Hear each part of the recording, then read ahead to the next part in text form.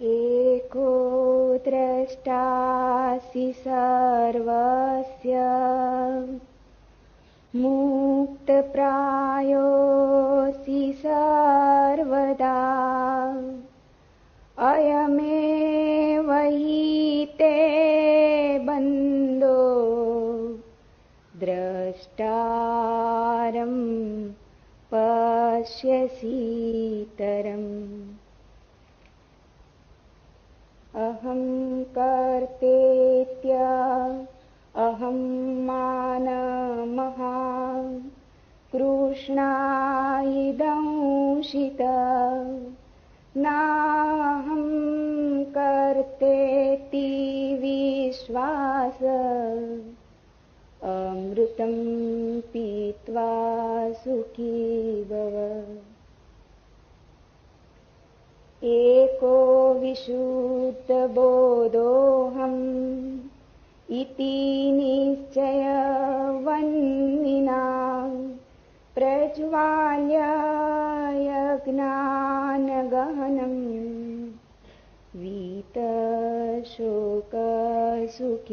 भव यत्र विश्वम् इदं भाति कल्पितं रज्जुसर्पवत् आनन्द परमानन्द सबोधस्त्वं सुखं चर मुक्ताभिमानी मुक्तो ये बद्धो बदाभिमान्यपि किं वदन्ति असत्येयं यामति सा गतिर्भवेत् आत्मा साक्षी विभुपूर्ण एको मुक्तश्चित्क्रिय असंगो निस्पृह शांतो ब्रह्मात् संसारवानिव कुटस्थं बोधम् अद्वैतम् आत्मानं परिभावय आभासोऽहं ब्रह्मं मुक्त्वा भावं बाह्यम् अथान्तरम्।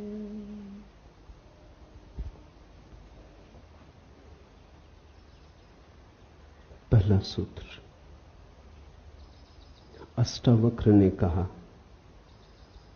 तू सब का एक दृष्टा है और सदा सचमुच मुक्त है। तेरा बंधन तो यही है कि तू अपने को छोड़ दूसरे को दृष्टा देखता है। यह सूत्र अत्यंत बहुमूल्य है। एक एक शब्द इसका ठीक से समझें। तू सबका एक दृष्टा है। एको दृष्टासि सर्वस्य, और सदा सचमुच मुक्त है। साधारणतः हमें अपने जीवन का बोध दूसरों की आंखों से मिलता है। हम दूसरों की आंखों का दर्पण की तरह उपयोग करते, इसलिए हम दृष्टा को भूल जाते और दृश्य बन जाते। स्वाभाविक भी है। छोटा बच्चा पैदा हुआ, उसे अभी अपना कोई पता नहीं। वो दूसरों की आंखों में झांक के ही देखेगा कि मैं कौन। अपना चेहरा तो दिखाई पड़ता नहीं, दर्पण खोजना होगा।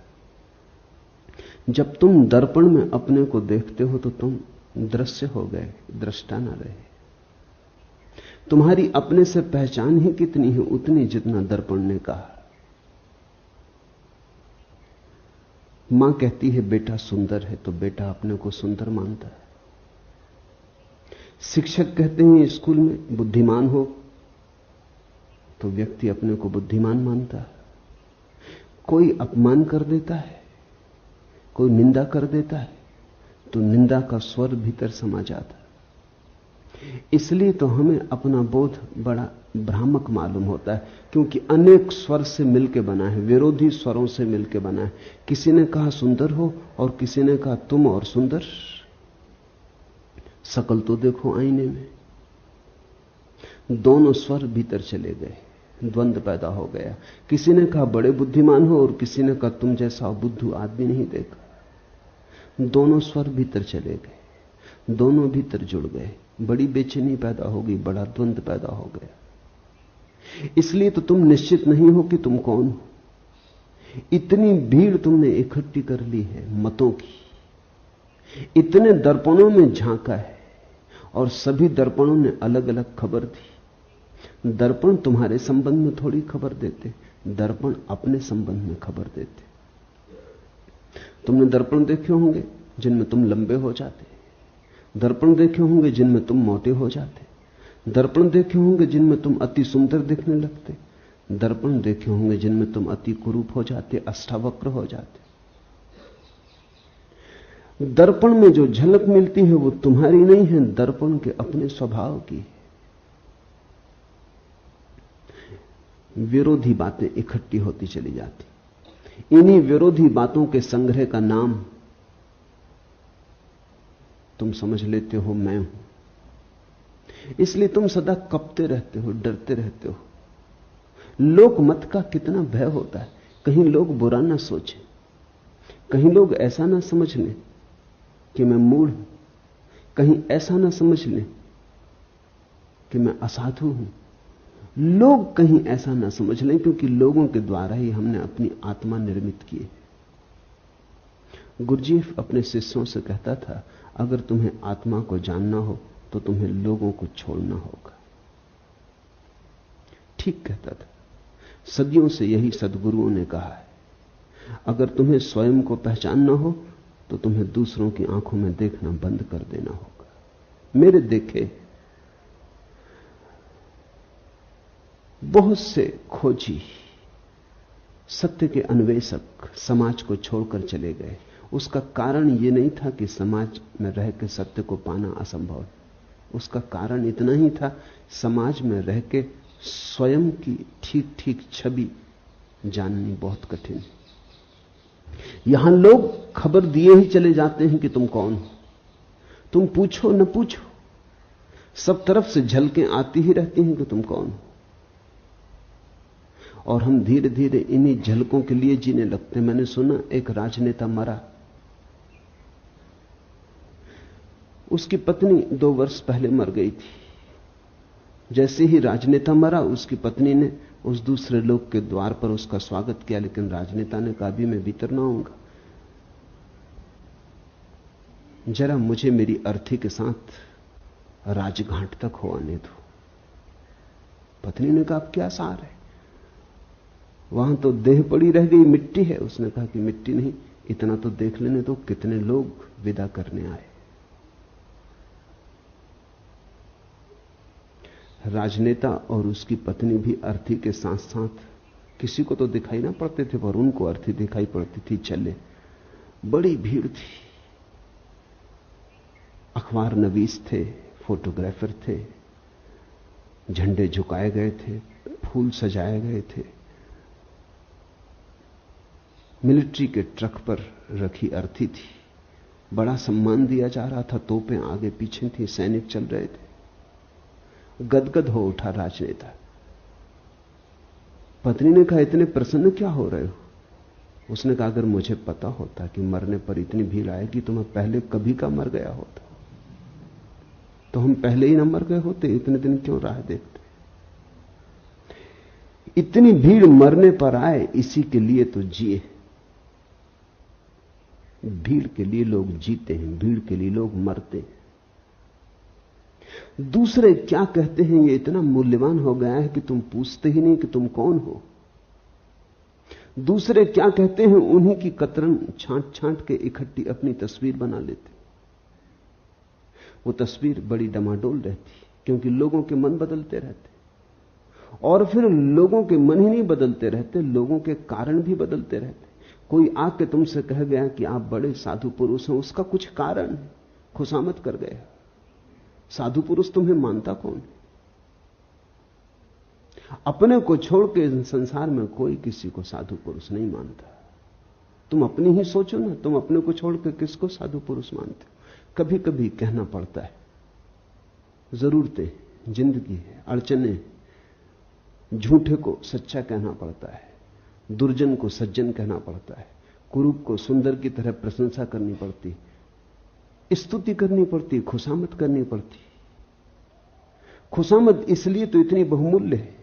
खुशामद के चक्कर में लोग क्यों आ जाते?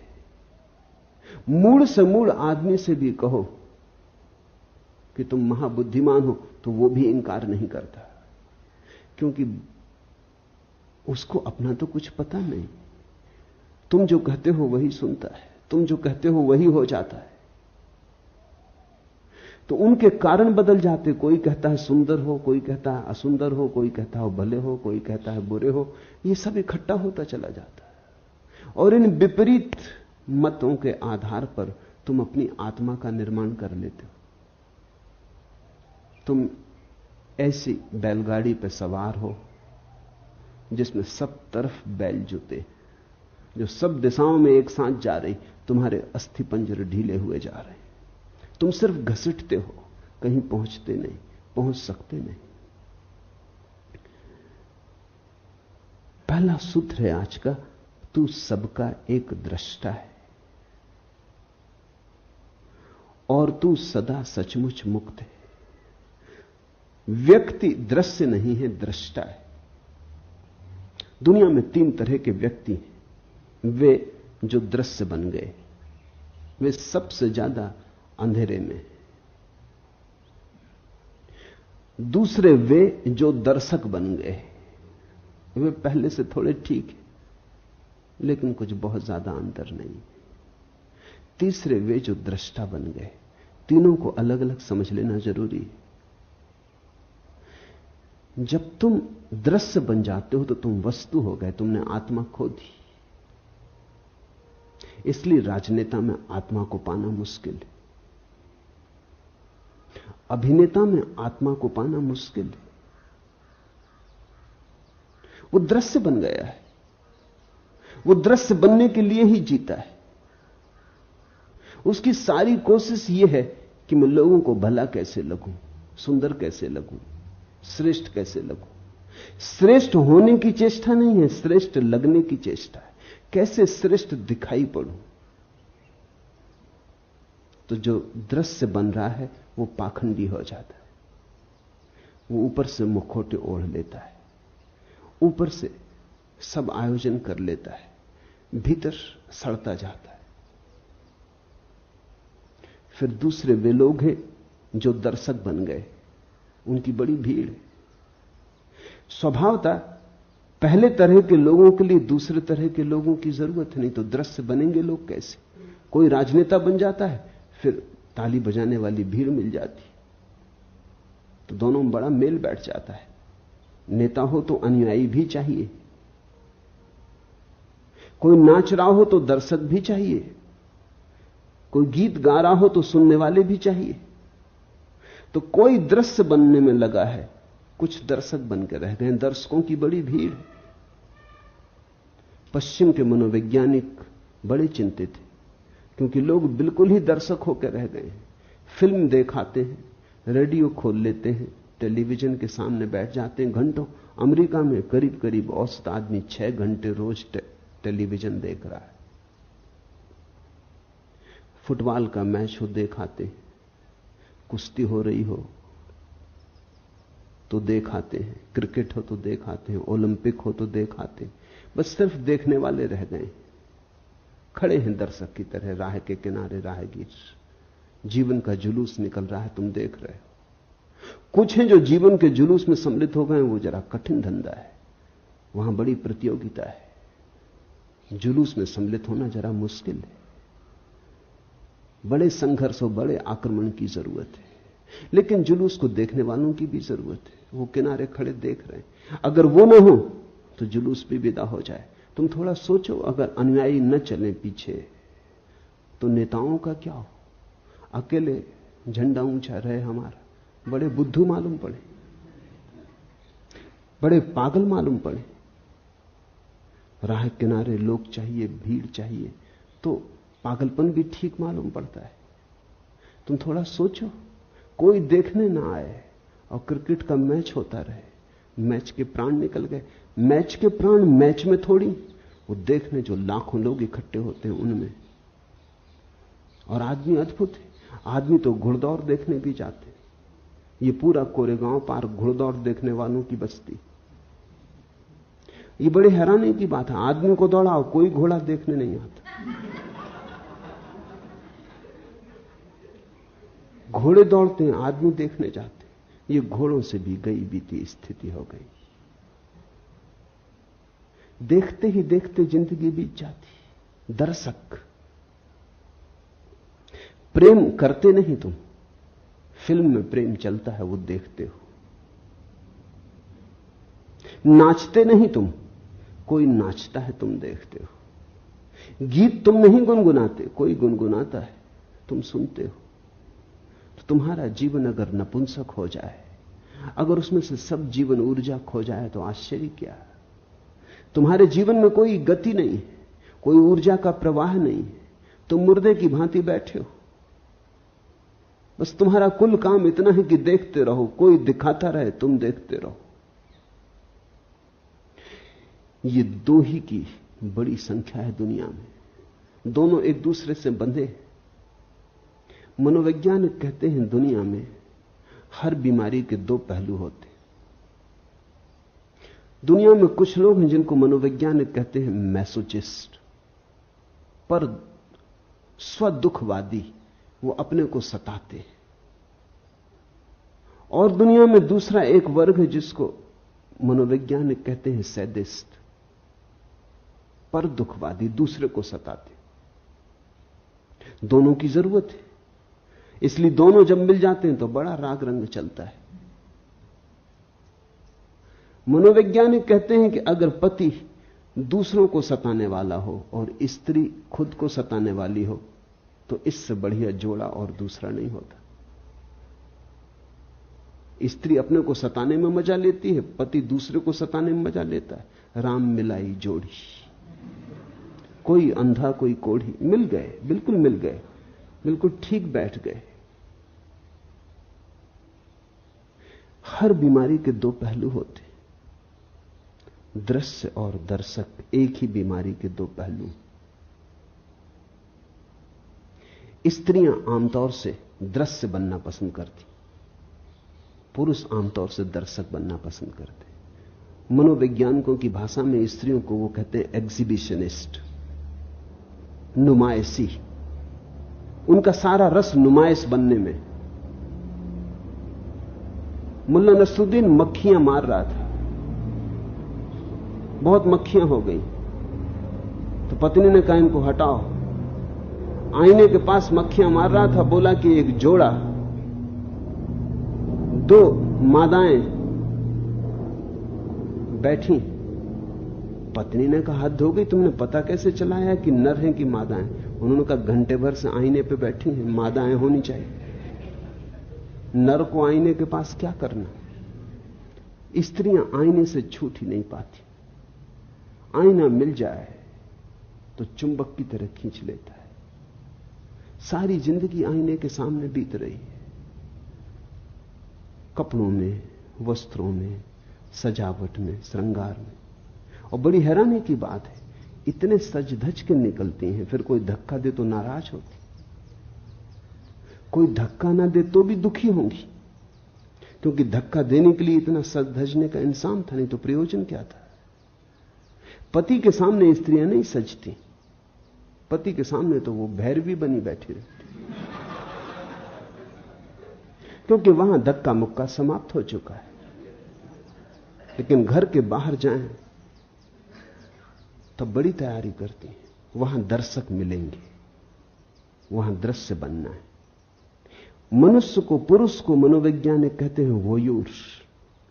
उसकी सारी नजर देखने में, उसका रस देखने में। स्त्रियों को देखने में रस नहीं, दिखाने में रस है। इसलिए तो स्त्री पुरुषों का जोड़ा बैठ जाता, बीमारी के दो पहलू बिल्कुल एक साथ बैठ जाते।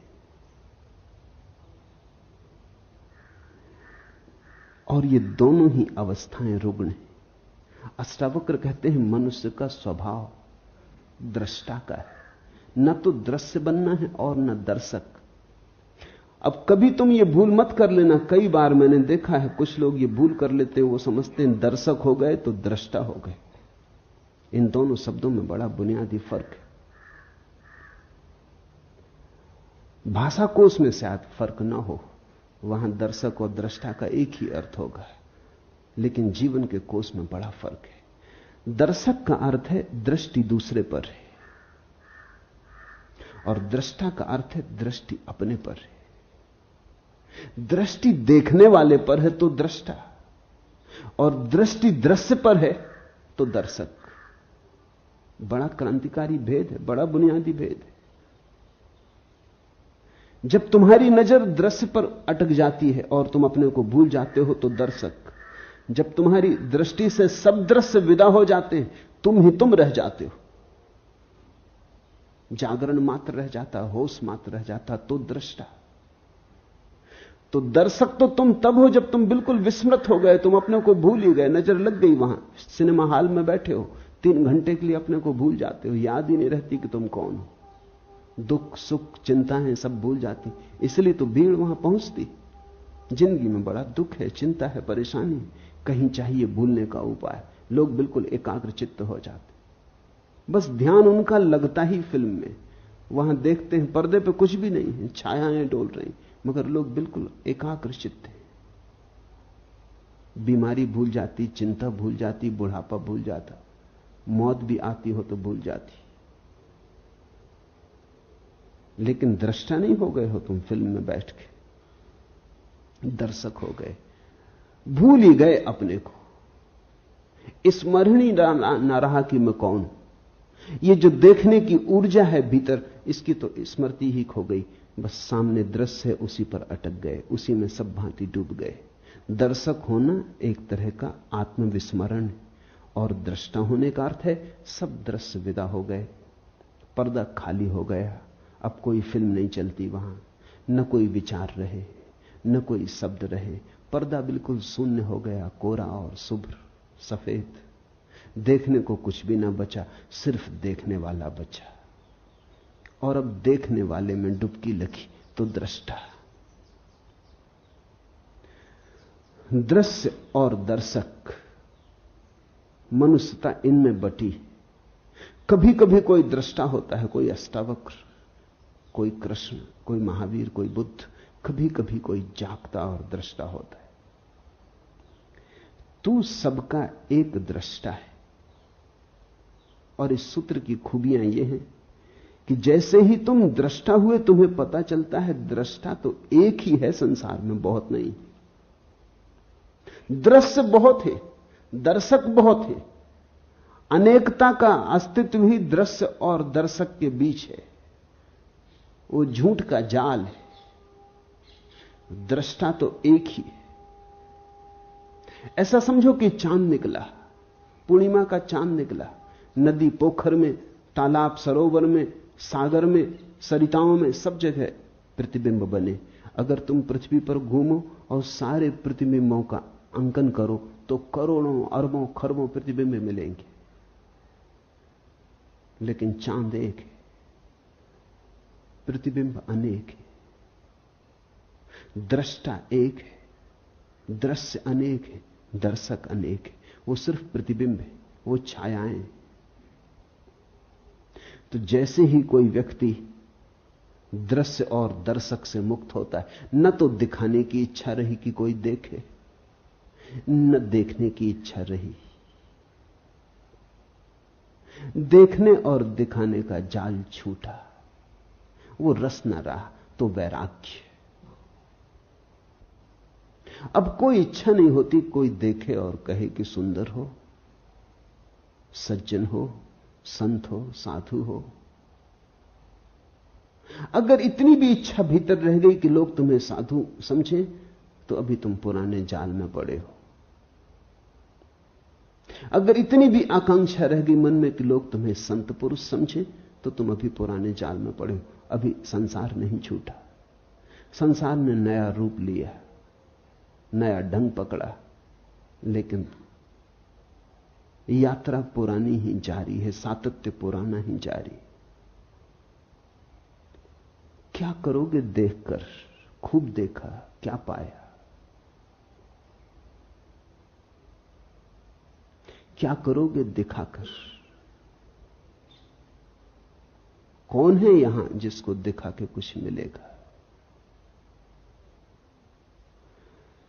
इन दोनों से पार हटकर, द्वंद्व से हटकर जो दृष्टा में डूबता है, तो पाता है कि एक ही है। ये पूर्णिमा का चांद तो एक ही है। ये सरोवरों, पोखरों, तालाबों, सागरों में अलग अलग दिखाई पड़ता था। अलग अलग दर्पण थे, इसलिए दिखाई पड़ता था। मैंने सुना है एक राजमहल था, सम्राट ने महल बनाया था सिर्फ दर्पणों से। दर्पण ही दर्पण थे अंदर, कांच महल था। एक कुत्ता, सम्राट का खुद का कुत्ता, रात बंद हो गया, भूल से अंदर रह गया। उस कुत्ते की अवस्था तुम समझ सकते हो क्या हुई होगी। वही आदमी की अवस्था है। उसने चारों तरफ देखा, कुत्ते ही कुत्ते थे, हर दर्पण में कुत्ता था। वो घबरा गया, वो भौंका।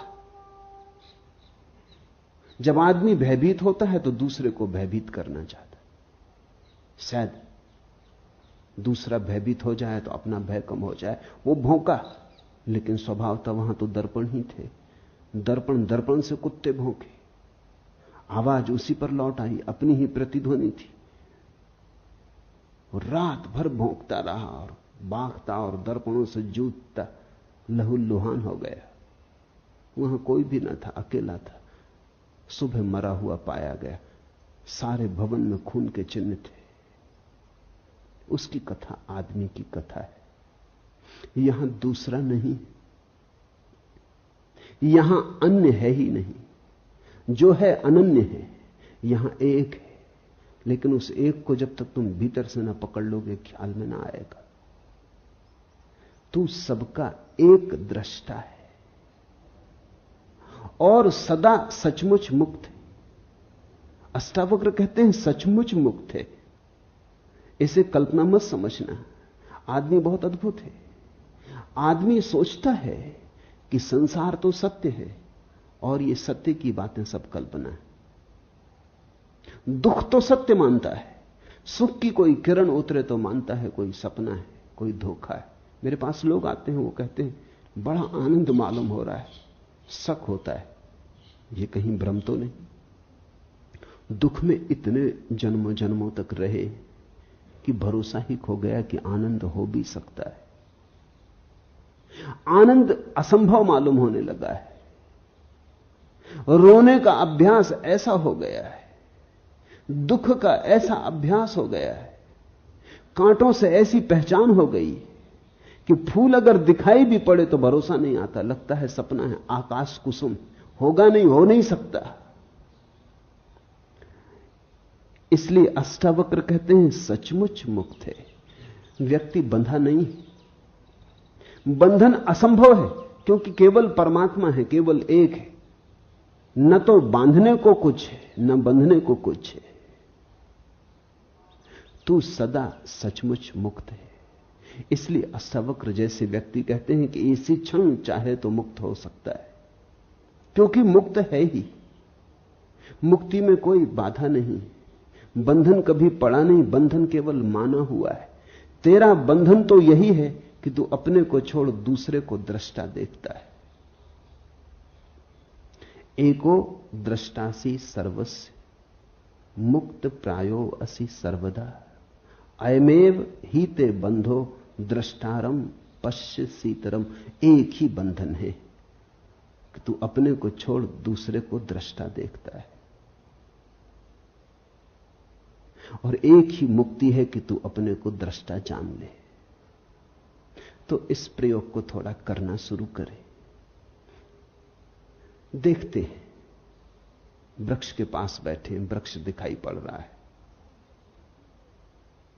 तो धीरे धीरे वृक्ष को देखते देखते उसको देखना शुरू करें जो वृक्ष को देख रहा है।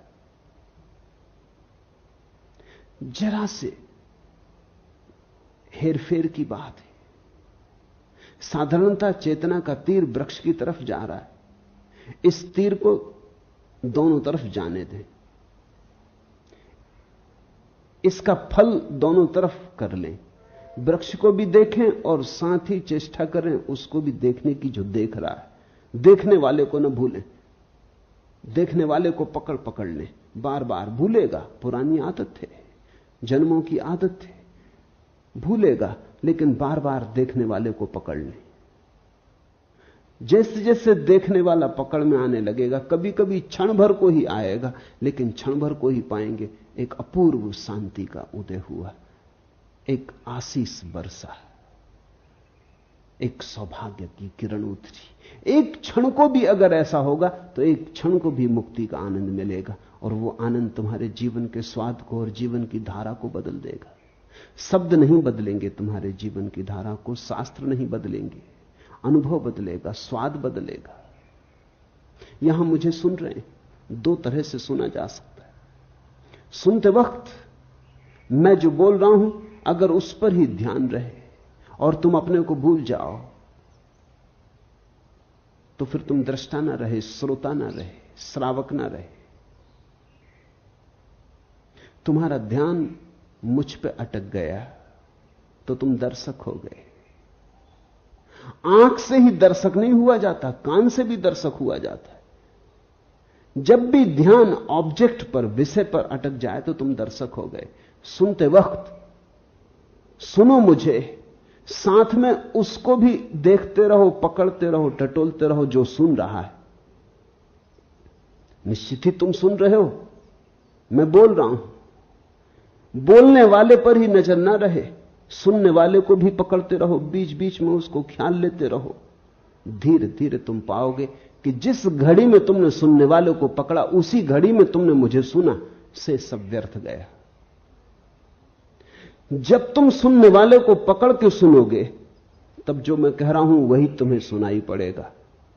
और अगर तुमने सुनने वाले को नहीं पकड़ा है तो तुम न मालूम क्या क्या सुन लोगे जो मैंने ना तो कहा ना अष्टावक्र ने कहा। तब तुम्हारा मन बहुत से जाल बुन लेगा। तुम बेहोश हो, बेहोशी में तुम कैसे होश की बातें समझ सकते हो? ये बातें होश की हैं, ये बातें किसी और दुनिया की हैं। तुमने अगर नींद में सुना तो तुम इन बातों के आसपास अपने सपने गूंथ लोगे, तुम इन बातों का रंग खराब कर दोगे, तुम इनको पोत लोगे, तुम अपने ढंग से इनका अर्थ निकाल लोगे, तुम इनकी व्याख्या कर लोगे। तुम्हारी व्याख्या में ही ये अद्भुत वचन मुर्दा हो जाएंगे। तुम्हारे हाथ लाश लगेगी अष्टावक्र की, जीवित अष्टावक्र से तुम चूक जाओगे। क्योंकि जीवित अष्टावक्र को पकड़ने के लिए तो तुम्हें अपने दृष्टा को पकड़ना होगा। वहां है जीवित अष्टावक्र। इसे ख्याल में लो। सुनते हो मुझे, सुनते सुनते उसको भी सुनने लगो जो सुन रहा है। तीर दोहरा हो जाए, मेरी तरफ हो, तुम्हारी तरफ भी हो। अगर मैं भूल जाऊं तो कोई हर्जा नहीं, लेकिन तुम नहीं भूलने चाहिए। और एक ऐसी घड़ी आती जब ना तो तुम रह जाते न मैं रह जाता। एक ऐसी परम शांति की घड़ी आती है जब दो नहीं रह जाते, एक ही बचता है। तुम ही बोल रहे हो, तुम ही सुन रहे हो, तुम ही देख रहे हो, तुम ही दिखाई पड़ रहे हो। उस घड़ी के लिए ही इशारा अष्टावक्र कर रहे हैं कि वो एक है दृष्टा और सदा सचमुच मुक्त है। बंधन स्वप्न जैसा है। आज रात तुम पूना में सोओगे, लेकिन नींद में तुम कलकत्ते में हो सकते हो, दिल्ली में हो सकते हो, काठमांडू में हो सकते हो, कहीं भी हो सकते हो। सुबह जाग के फिर तुम अपने को पूना में पाओगे।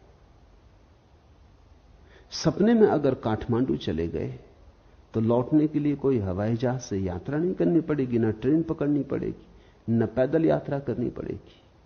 यात्रा करनी ही नहीं पड़ेगी। सुबह आंख खुलेगी और तुम पाओगे कि पूना में हो।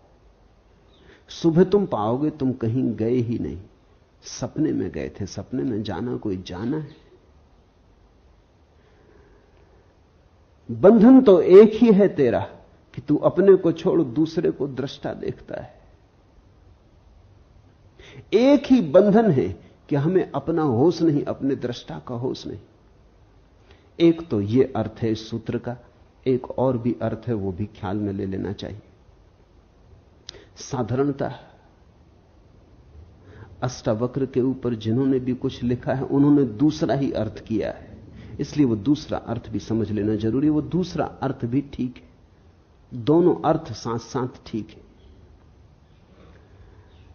तेरा बंधन तो यही है कि तू अपने को छोड़ दूसरे को दृष्टा देखता है।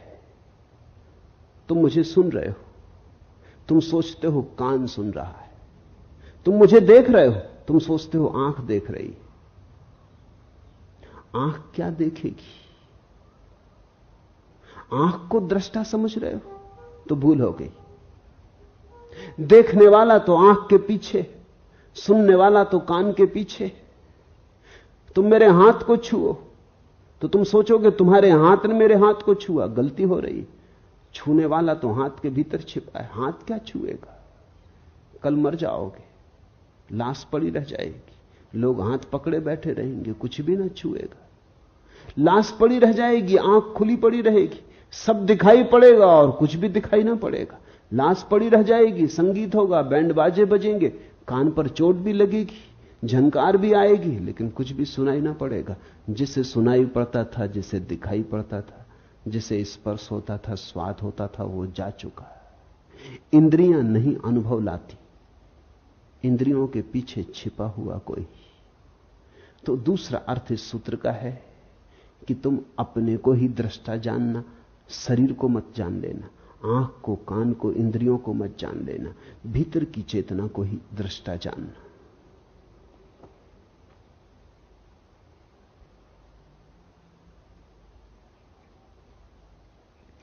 मैं करता हूं ऐसे अहंकार रूपी अत्यंत काले सर्प से दंशित हुआ तू।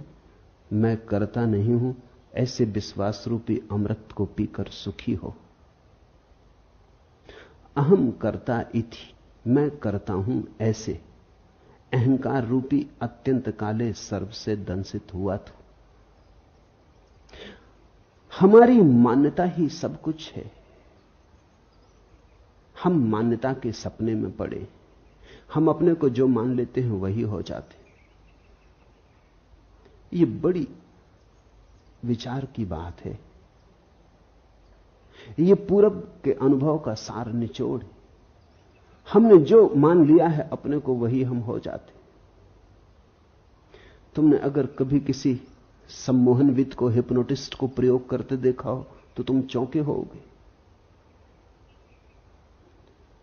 अगर वो किसी व्यक्ति को सम्मोहित करके कह देता है पुरुष को कि तुम स्त्री हो, और फिर कहता है उठो चलो, तो वो आदमी स्त्री की तरह चलने लगता है। बहुत कठिन है स्त्री की तरह चलना, उसके लिए खास तरह का शरीर का ढांचा चाहिए। स्त्री की तरह चलने के लिए गर्भ की खाली जगह चाहिए पेट में, अन्यथा कोई स्त्री की तरह चल नहीं सकता।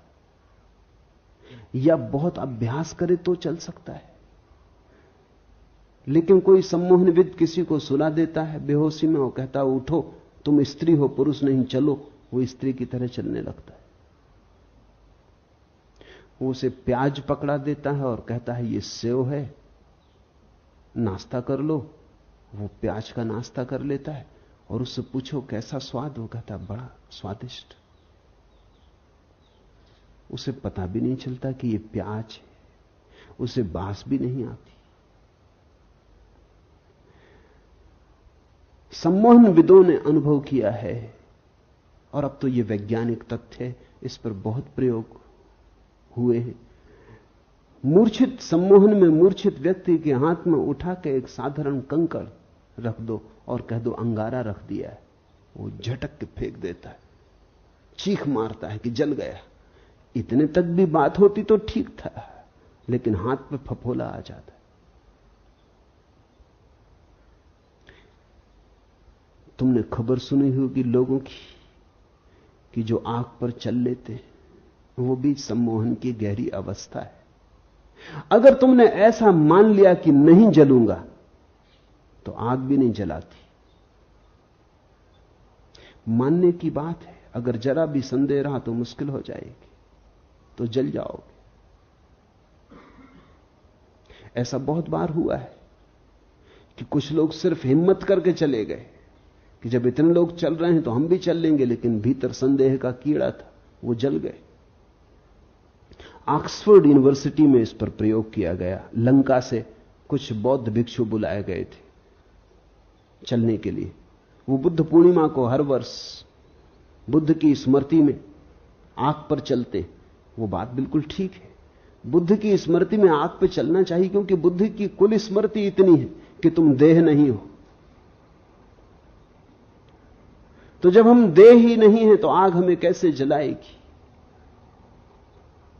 कृष्ण ने गीता में कहा है, न आग तुझे जला सकती, न शस्त्र तुझे छेद सकते। नैनम छिदंती शस्त्राणि नाहम दहती पावका। नहीं आग तुझे जलाएगी, नहीं शस्त्र तुझे छेद सकते। तो बुद्ध पूर्णिमा के दिन श्रीलंका में बौद्ध भिक्षु आग पर चलते। उन्हें निमंत्रित किया गया, वो ऑक्सफोर्ड में भी चले। जब वो ऑक्सफोर्ड में चल रहे थे तो एक भिक्षु जल गया। कोई 20 भिक्षु चले, एक भिक्षु जल गया। खोजबीन की गई कि बात क्या हुई। वो भिक्षु सिर्फ इंग्लैंड देखने आया था, उसे कोई भरोसा नहीं था कि वो चल पाएगा।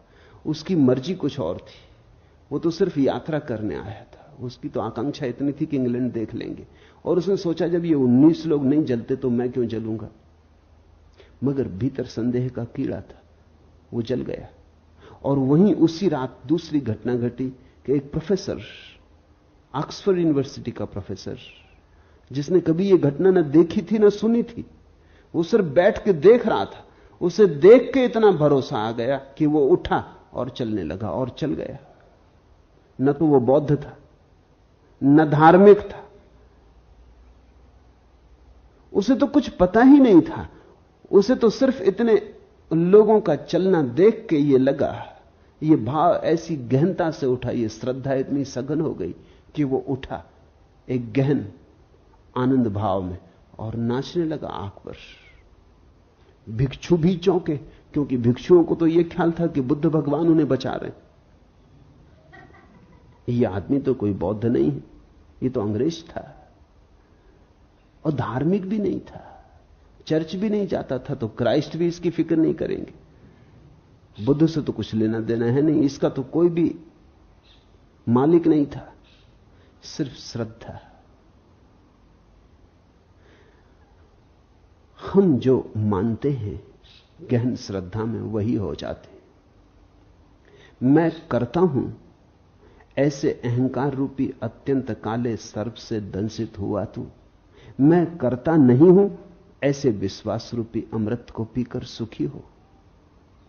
यह वचन ख्याल रखना, बार बार अष्टावक्र कहते हैं सुखी हो।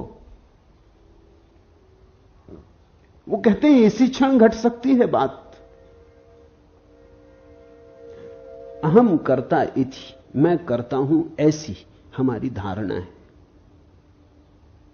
उस धारणा के अनुसार हमारा अहंकार निर्मित होता है। कर्ता यानी अस्मिता।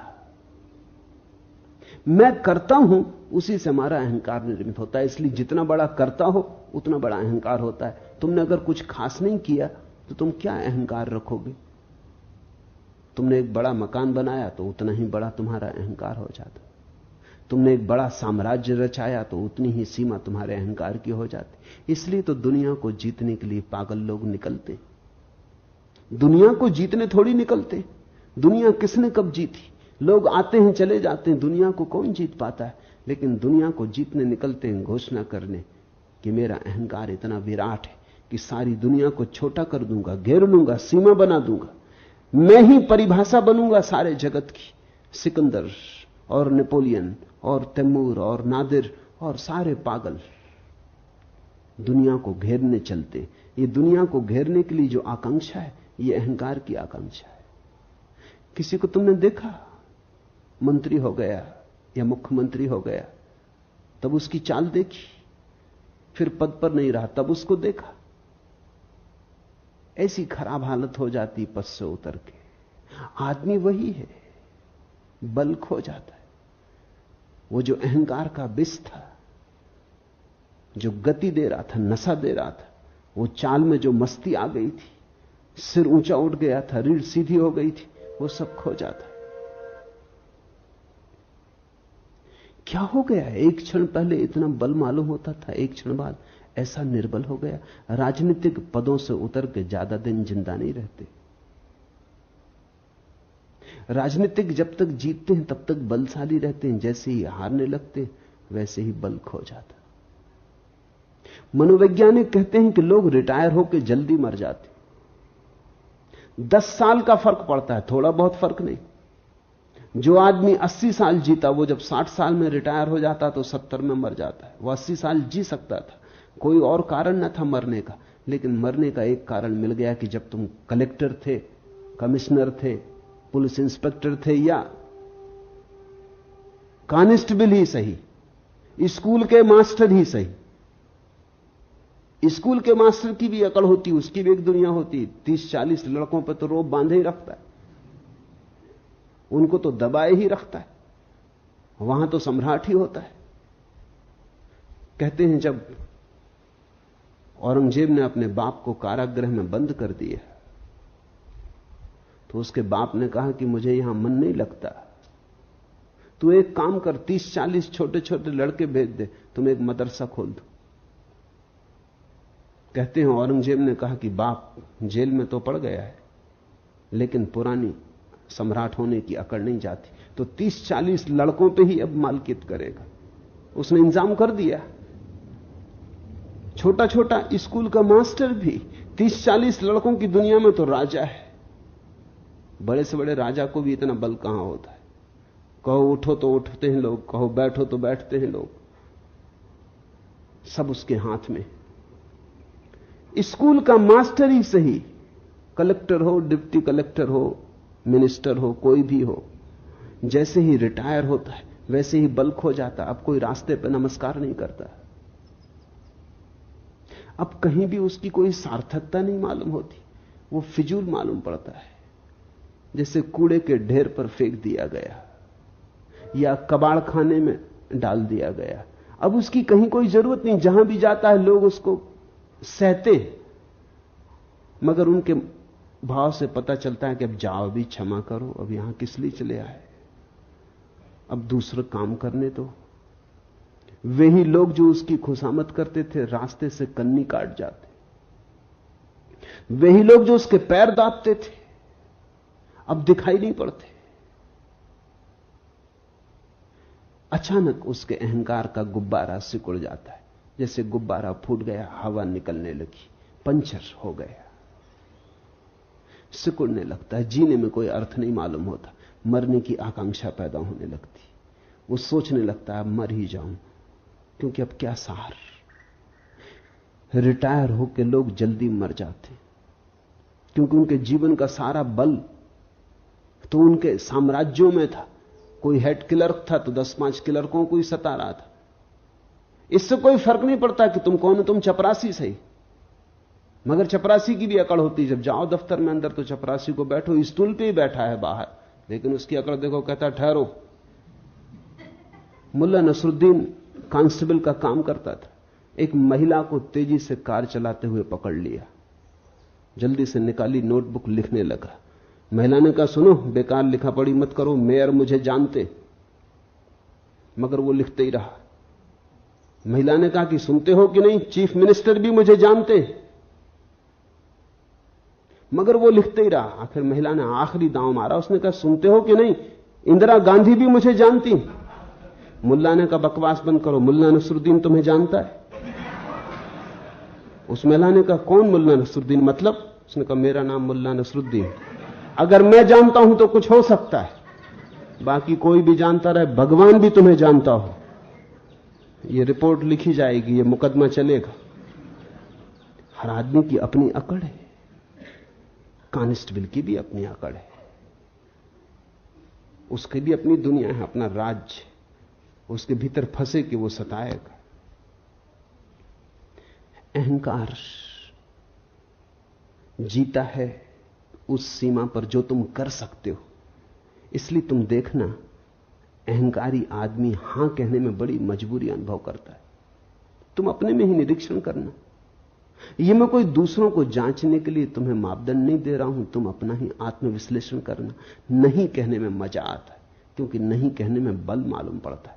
बेटा पूछता है मां से कि जरा बाहर खिलाऊं, वो कहता नहीं नहीं, अभी बाहर खेलने में कुछ हर्जा भी नहीं है। बाहर नहीं खेलेगा बेटा तो कहां खेलेगा?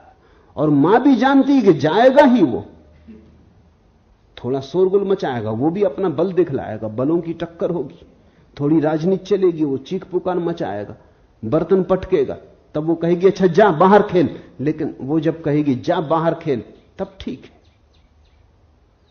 तब उसकी आज्ञा से जा रहा है।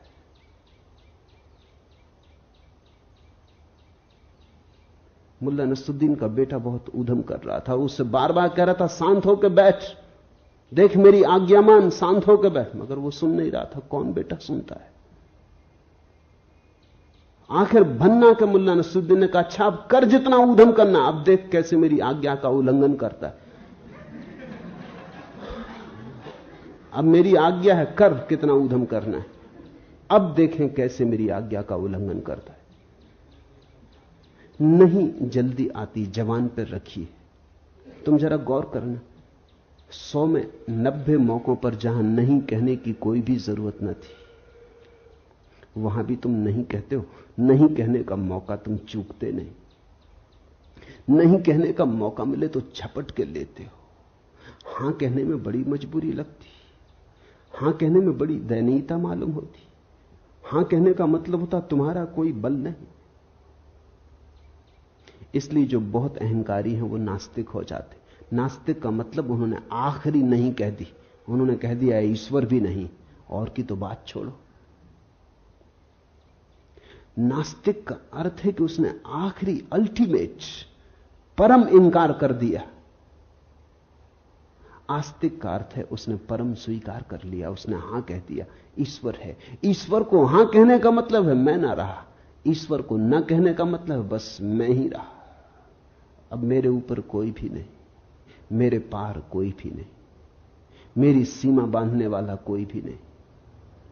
हमारा कर्तृत्व हमारे अहंकार को भरता है। इसलिए अष्टावक्र के सूत्र को ख्याल करना, मैं करता हूं, अहम कर्ता इति। ऐसे अहंकार रूपी अत्यंत काले सर्प से दंसित हुआ तो व्यर्थ ही पीड़ित और परेशान हो रहा है। यह पीड़ा कोई बाहर से नहीं आती, यह दुख हम जो झेलते हैं अपना निर्मित किया हुआ है। जितना बड़ा अहंकार उतनी पीड़ा होगी। अहंकार घाव है, जरा सी हवा का झोंका भी दर्द दे जाता है। निरअहंकारी व्यक्ति को दुखी करना असंभव है, अहंकारी व्यक्ति को सुखी करना असंभव है। अहंकारी व्यक्ति ने तय ही कर लिया कि अब सुखी नहीं होना है, क्योंकि सुख आता है हां भाव से, स्वीकार भाव से। सुख आता है ये बात जानने से कि मैं क्या हूं, एक बूंद हूं सागर में, सागर की एक बूंद हूं, सागर ही है, मेरा होना क्या है। जिस व्यक्ति को अपने न होने की प्रतीति सघन होने लगती है, उतने ही सुख के अंबार उस पर बरसने लगते हैं। जो मिटा वो भर दिया जाता है, जिसने अकड़ दिखाई वो मिट जाता है। मैं करता नहीं हूं, ऐसे विश्वास रूपी अमृत को पीकर तू सुखी हो। मैं करता नहीं हूं, ऐसे भाव को अष्टावक्र अमृत कहते। अहम न करता इति, यही अमृत है। इसका एक अर्थ और भी समझ लेना चाहिए। सिर्फ अहंकार मरता है, तुम कभी नहीं मरते। इसलिए अहंकार मृत्यु है, विष है। जिस दिन तुमने जान लिया कि अहंकार है ही नहीं, बस मेरे भीतर परमात्मा ही है, उसकी ही एक फैलाव, उसकी ही एक किरण, उसकी ही एक बूंद, फिर तुम्हारी कोई मृत्यु नहीं, फिर तुम अमृत हो। परमात्मा के साथ तुम अमृत हो, अपने साथ तुम मरण धर्मा हो। अपने साथ तुम अकेले हो, संसार के विपरीत हो, अस्तित्व के विपरीत हो, तुम असंभव युद्ध में लगे हो जिसमें हार सुनिश्चित है। परमात्मा के साथ सब तुम्हारे साथ है, जिसमें हार असंभव है, जीत सुनिश्चित है। सबको साथ लेके चल पड़ो। जहां सहयोग से घट सकता हो वहां संघर्ष क्यों करते हो? जहां झुक के मिल सकता हो वहां लड़के लेने की चेष्टा क्यों करते हो? जहां सरलता से, विनम्रता से मिल जाता हो वहां तुम व्यर्थ ही उधम क्यों मचाते हो? व्यर्थ का उत्पात क्यों करते हो? मैं करता नहीं हूं, ऐसे विश्वास रूपी अमृत को पीकर सुखी हो। जनक ने पूछा है, कैसे हम सुखी हो, कैसे सुख हो, कैसे मुक्ति मिले? कोई विधि नहीं बता रहे हैं अष्टावक्र। वो नहीं कह रहे हैं कि साधो इस तरह, वो कहते हैं देखो इस तरह, दृष्टि ऐसी हो। बस ये सारा दृष्टि का ही उपद्रव है। दुखी हो तो गलत दृष्टि आधार है, सुखी होना है तो ठीक दृष्टि। विश्वास रूपी अमृत को पीकर सुखी हो, इसमें विश्वास की भी परिभाषा समझने जैसी है। अविश्वास का अर्थ होता है तुम अपने को समग्र के साथ एक नहीं मानते, उसी से संदेह उठता है। अगर तुम समग्र के साथ अपने को एक मानते हो तो कैसा अविश्वास? जहां ले जाएगा अस्तित्व वही शुभ है। न हम अपनी मर्जी आए, न अपनी मर्जी जाते। न तो हमें जन्म का कोई पता है क्यों जन्मे, न हमें मृत्यु का कोई पता है क्यों मरेंगे। न हमसे किसी ने पूछा जन्म के पहले कि जन्मना चाहते हो। न हमसे कोई मरने के पहले पूछेगा कि मरोगे, मरने की इच्छा है। सब यहां हो रहा है, हमसे कौन पूछता है? हम व्यर्थ ही बीच में क्यों अपने को लाएं? जिससे जीवन निकला है उसी में हम विसर्जित होंगे, और जिसने जीवन दिया है उस पर अविश्वास कैसा? जहां से इस सुंदर जीवन का आविर्भाव हुआ है उस स्रोत पर अविश्वास कैसा? जहां से ये फूल खिले, जहां ये कमल खिले, जहां ये चांद तारे, जहां ये मनुष्य हैं, पशु पक्षी हैं, जहां इतना गीत है, जहां इतना संगीत है, जहां इतना प्रेम है, उस पर अविश्वास क्यों? विश्वास का अर्थ है हम अपने को विजाती नहीं मानते, परदेसी नहीं मानते। हम अपने को इस अस्तित्व के साथ एक मानते। इस एक की उद्घोषणा के होते ही जीवन में सुख की वर्षा हो जाती। ऐसे विश्वास रूपी अमृत को पीकर सुखी हो। विश्वास अमृतम पीत्वा सुखी भव। अभी हो जा सुखी, पीत्वा सुखी भव, इसी क्षण हो जा सुखी। मैं एक विशुद्ध बोध हूं, ऐसी निश्चय रूपी अग्नि से अज्ञान रूपी वन को जलाकर तू वीत शोक हुआ, सुखी हो। अभी हो जा दुख के पार। एक छोटी सी बात को जान लेने से दुख विसर्जित हो जाता है कि मैं विशुद्ध बोध हूं, कि मैं मात्र साक्षी भाव हूं, कि मैं केवल दृष्टा हूं। अहंकार का रोग एकमात्र रोग है। मैंने सुना है दिल्ली के एक कवि सम्मेलन में मुल्ला नसरुद्दीन भी सम्मिलित हुआ। जब कवि सम्मेलन समाप्त हुआ और संयोजक पारिश्रमिक बांटने लगे तो वो तृप्त न हुआ। पारिश्रमिक जितना वो सोचता था उतना उसे मिला नहीं। वो बड़ा नाराज हुआ। उसने कहा, जानते हो मैं कौन हूं? मैं पूना का कालिदास हूं। संयोजक भी छठे लोग रहे होंगे। उन्होंने कहा, ठीक, लेकिन ये तो बताइए कि पूना के किस मोहल्ले के कालिदास हैं? मोहल्ले मोहल्ले में कालिदास है, मोहल्ले मोहल्ले में टैगोर है। हर आदमी यही सोचता है कि अनूठी अद्वितीय प्रतिभा है उसकी। अरब में कहावत है कि परमात्मा जब किसी आदमी को बनाता तो उसके कान में कह देता, तुमसे बेहतर आदमी कभी बनाया ही नहीं, और ये सभी से कहता है।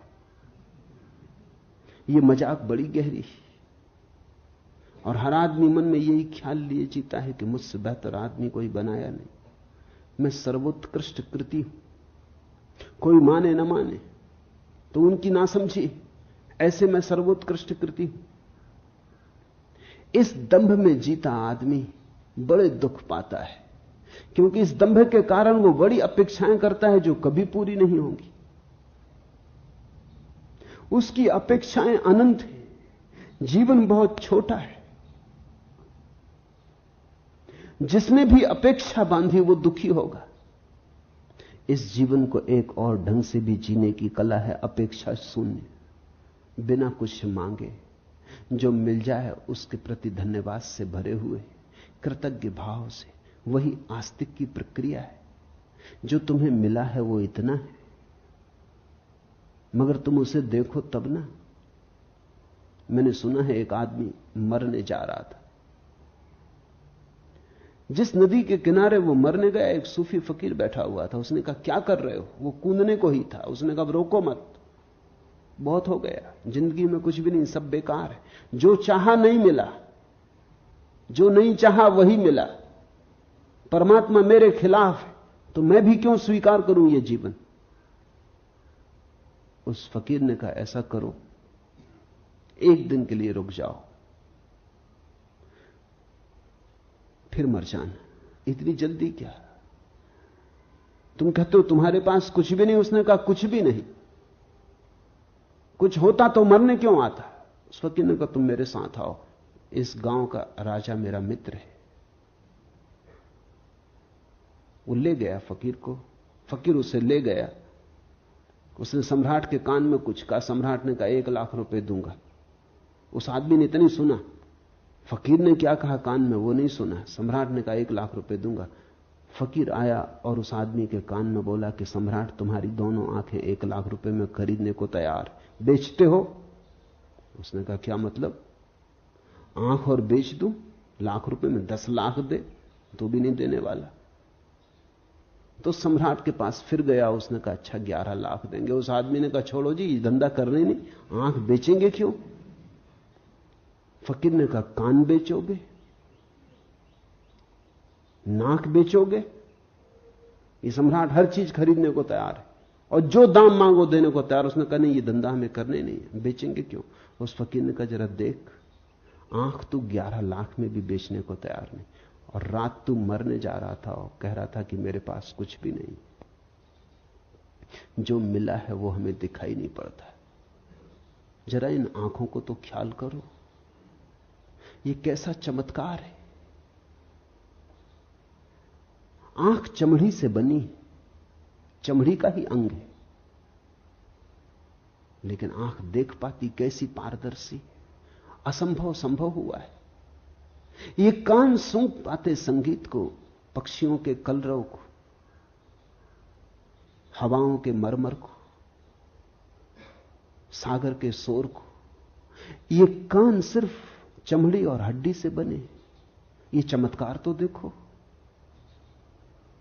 तुम हो, ये इतना बड़ा चमत्कार है कि इससे बड़ा और कोई चमत्कार क्या तुम सोच सकते हो? इस हड्डी मांस मज्जा की देह में चैतन्य का दिया जल रहा है। जरा इस चैतन्य के दिए का मूल्य तो आंको। नहीं, लेकिन तुम्हारी इस पर कोई दृष्टि नहीं। तुम कहते हो हमें 100 रुपए की नौकरी मिलनी चाहिए थी, 90 रुपए की मिली, मरेंगे, आत्महत्या कर लेंगे। कि होना चाहिए था मिनिस्टर, केवल डिप्टी मिनिस्टर हो पाए, नहीं जिएंगे। कि मकान बड़ा चाहिए था, छोटा मिला, कोई सार रहने का नहीं। कि दिवाला निकल गया, कि बैंक में खाता खाली हो गया, अब जीने में सार क्या है। कि एक स्त्री चाही थी वो न मिली, कि एक पुरुष चाहा था वो न मिला, बस अब मरेंगे। जितना तुम चाहोगे उतना ही तुम्हारे जीवन में दुख होगा। जितना तुम देखोगे कि बिना चाहे कितना मिला है, अपूर्व तुम्हारे ऊपर बरसा है, अकारण तुमने कमाया क्या है? क्या थी कमाई तुम्हारी जिसके कारण तुम्हें जीवन मिले? क्या है तुम्हारा अर्जन जिसके कारण क्षण भर तुम सूरज की किरणों में नाचो, चांद तारों से बात करो? क्या है कारण? क्या है तुम्हारा बल? क्या है प्रमाण तुम्हारे बल का कि हवाएं तुम्हें छुए और तुम गुनगुनाओ, आनंद मग्न हो, कि ध्यान संभव हो सके? इसके लिए तुमने क्या किया है? यहां सब तुम्हें मिला है प्रसाद रूप, फिर भी तुम परेशान हो, फिर भी तुम कहे चले जाते हो, फिर भी तुम उदास हो। जरूर अहंकार का रोग खाए चला जा रहा है, वही सबको पकड़े हुए। मैंने सुना है एक परिवार के सभी सदस्य फिल्मों में काम करते थे। एक बार परिवार का मुखिया अपने पारिवारिक डॉक्टर के पास आया और बोला, डॉक्टर साहब, मेरे बेटे को छूत की बीमारी, स्कारलेट फीवर, और वह मानता है कि उसने घर की नौकरानी को चूमा है। आप घबराइए नहीं, डॉक्टर ने सलाह दी, जवानी में खून जोश मारता ही है। आप समझे नहीं डॉक्टर, वो आदमी बोला और थोड़ा बेचैन होकर, सच बात यह है कि उसके बाद मैं भी उस लड़की को चूम चुका हूं। तब तो मामला कुछ गड़बड़ नजर आता है। डॉक्टर ने स्वीकार किया। अभी क्या गड़बड़ है डॉक्टर साहब? उसके बाद मैं अपनी पत्नी को भी 2 बार चूम चुका हूं। इतना सुनते ही डॉक्टर अपनी कुर्सी से उछल के चिल्लाया, तब तो मारे गए, तब तो ये वाहियात बीमारी मुझे भी लग चुकी होगी। वो उनकी पत्नी को चूम चुके। ऐसी बीमारी फैलती चली जाती। अहंकार छूत की बीमारी है। जब बच्चा पैदा होता है तो कोई अहंकार नहीं होता, बिल्कुल निरअहंकार, निर्दोष होता है। खुली किताब होता है, कुछ भी लिखावट नहीं होती, खाली किताब होता है। फिर धीरे धीरे अक्षर लिखे जाते, फिर धीरे धीरे अहंकार निर्मित किया जाता है। मां बाप, परिवार, समाज, स्कूल, विश्वविद्यालय फिर उसके अहंकार को मजबूत करते चले जाते। ये सारी प्रक्रिया हमारे शिक्षण की और संस्कार की, सभ्यता और संस्कृति की बस एक बीमारी को पैदा करती, अहंकार को जन्माती। ये अहंकार फिर जीवन भर हमारे पीछे प्रेत की तरह लगा रहता है। अगर तुम धर्म का ठीक अर्थ समझना चाहो तो इतना ही है। समाज, संस्कृति, सभ्यता तुम्हें जो बीमारी दे देते हैं, धर्म उस बीमारी की औषधि है और कुछ भी नहीं। धर्म समाज विरोधी है, सभ्यता विरोधी है, संस्कृति विरोधी है। धर्म बगावत है, धर्म क्रांति है। धर्म की क्रांति का कुल अर्थ इतना ही है कि तुम्हें जो दे दिया है दूसरों ने, उसे किस भांति तुम्हें सिखाया जाए कि तुम उसे छोड़ दो, उसे पकड़ के मत चलो। वही तुम्हारी पीड़ा है, वही तुम्हारा नरक है। अहंकार के अतिरिक्त जीवन में और कोई बोझ नहीं है। अहंकार के अतिरिक्त जीवन में और कोई बंधन, जंजीर नहीं है। मैं एक विशुद्ध बोध हूं। ऐसी निश्चय रूपी अग्नि से अज्ञान रूपी वन को जलाकर तू वीत शोक हो, सुखी हो।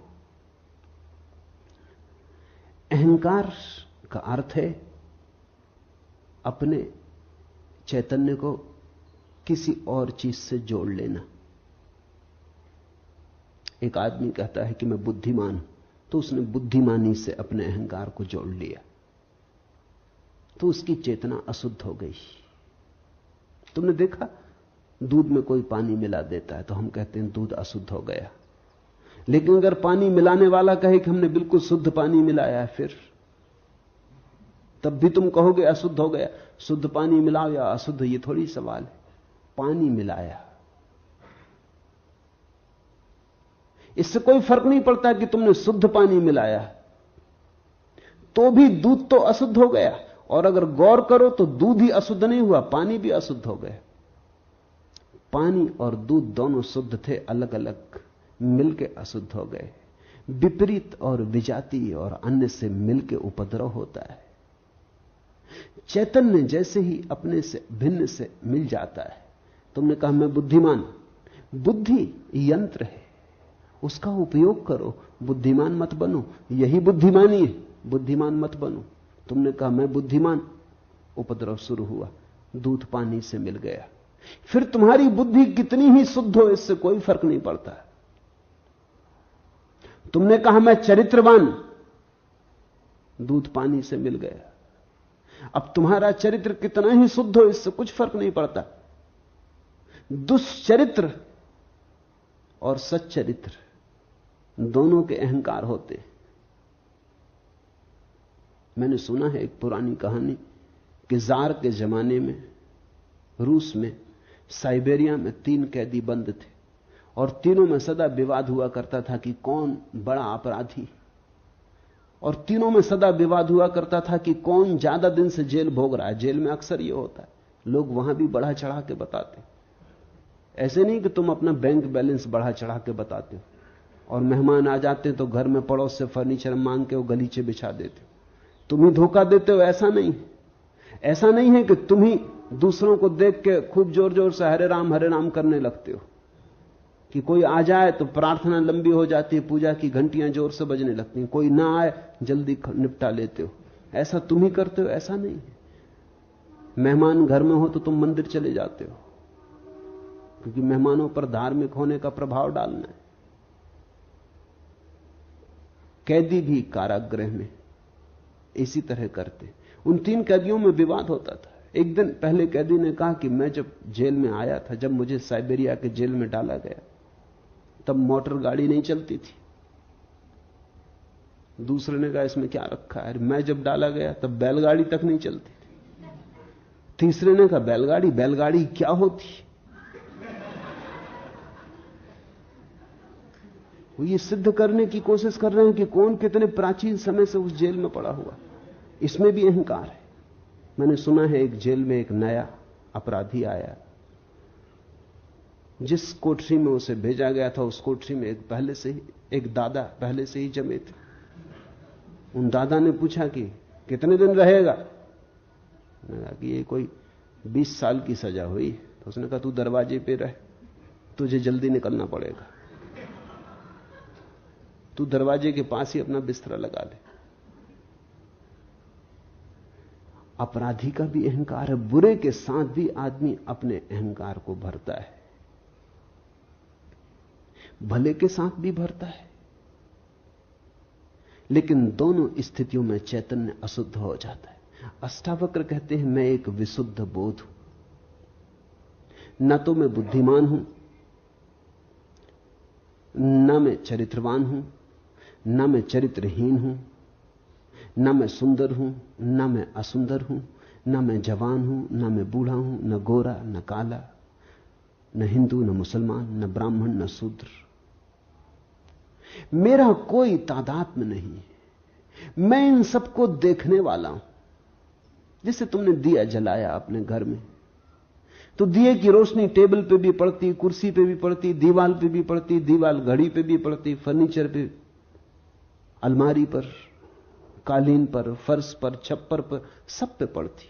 तुम बैठे तुम पे भी पड़ती। लेकिन ज्योति न तो दीवार है, न छप्पर है, न फर्श है, न टेबल है, न कुर्सी है। सब रोशन है उस रोशनी में, लेकिन रोशनी अलग है।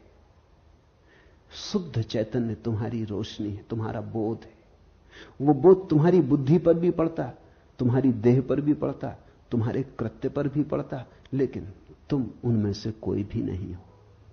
जब तक तुम अपने को किसी से जोड़ के जानोगे तब तक अहंकार पैदा होगा। अहंकार है चेतना का किसी अन्य वस्तु से तादात्म्य। जैसे ही तुमने सारे तादात्म्य छोड़ दिए, तुमने कहा मैं तो बस शुद्ध बोध, मैं तो शुद्ध बोध हूं, शुद्ध बुद्ध हूं, वैसे ही तुम घर लौटने लगे, मुक्ति का क्षण करीब आने लगा। अष्टावक्र कहते हैं विशुद्ध बोध हूं ऐसी धारणा, अहम एका विशुद्ध बोधा इति। ऐसे निश्चय रूपी अग्नि से। यह क्या है निश्चय रूपी बात? सुन के यह निश्चय न होगा, केवल बुद्धि से समझ के यह निश्चय न होगा। ऐसा तो बहुत बार तुमने समझ लिया, फिर भूल जाते हो। अनुभव से यह निश्चय होगा। थोड़े प्रयोग करोगे तो निश्चय होगा, प्रतीति होगी तो निश्चय होगा, और निश्चय होगा तो क्रांति घटित होगी। अज्ञान रूपी वन को जलाकर तू वीत सोख हुआ, सुख को प्राप्त हो, सुखी हो। जिसमें यह कल्पित संसार रस्सी में सांप जैसा भासता है, तू वही आनंद परमानंद बोध है। अतएव तू सुखपूर्वक विचर। यहां दुख का कोई कारण ही नहीं। तुम नाहक एक दुख स्वप्न में दबे और परेशान हुए जा रहे हो। दुख स्वप्न तुमने देखा? अपने ही हाथ छाती पर रख के आदमी सो जाता है, हाथ के वजन से रात नींद में लगता है कि छाती पर कोई भूत प्रेत चढ़ा। अपने ही हाथ रखे हैं छाती पर, उनका ही वजन पड़ रहा है, लेकिन निद्रा में वही वजन भ्रांति बन जाता। या अपना ही तकिया रख लिया अपनी छाती पर, लगता पहाड़ गिर गया। चीखता चिल्लाता, चीख भी नहीं निकलती। हाथ पैर हिलाना चाहता, हाथ पैर भी नहीं हिलते, ऐसी घबराहट बैठ जाती। फिर जब नींद भी टूट जाती तो भी पाता पसीना पसीना है। नींद भी टूट जाती है, जाग भी जाता है, समझ भी लेता है कोई दुश्मन नहीं, कोई पहाड़ नहीं गिरा, अपना ही तकिया अपनी छाती पर रख लिया कि अपने ही हाथ अपनी छाती पर रख लिए थे। तो भी सांस धक धक चल रही, जैसे मीलों दौड़ के आया हो। सपना टूट गया, फिर भी अभी तक परिणाम जारी। जिसको हम ये संसार के दुख कह रहे हैं, वो हमारी ही बोध की भ्रांतियां हैं, जिसमें यह कल्पित संसार रस्सी में सांप जैसा भासता है। तुमने देखा कभी रस्सी पड़ी हो रास्ते पर अंधेरे में, बस सांप का ख्याल आ जाता, ख्याल आ गया तो रस्सी पर सांप आरोपित हो गया, भागे, चीख पुकार मचा दी। हो सकता दौड़ने में गिर पड़ो, हाथ पैर तोड़ लो, तब बाद में पता चले कि सिर्फ रस्सी थी, नाहक दौड़े। लेकिन फिर क्या होता, हाथ पैर तोड़ चुके। लेकिन अगर तुम्हारे पास थोड़ा सा भी बोध का दिया हो, प्रकाश हो थोड़ा, तो अंधेरे से अंधेरी रात में भी तुम बोध के दिए से देख पाओगे कि रस्सी रस्सी है, सर्प नहीं। इस बोध में ही आनंद और परमानंद का जन्म होता है। अतएव तू सुखपूर्वक विचर। तेरे पास सूत्र है, तेरे पास ज्योति है। ज्योति को तूने नाहक के पर्दों में ढांका। पर्दे हटा, घूंघट के पट खोल। विचार के, वासना के, अपेक्षा के, कल्पनाओं के, सपनों के पर्दे हटाओ। वही हैं घूंघट। घूंघट को हटाओ, खुली आंख से देखो। लोग बुर्के ओढ़े बैठे, उन बुर्कों के कारण कुछ दिखाई नहीं पड़ता। धक्के खा रहे हैं, गड्ढों में गिर रहे हैं।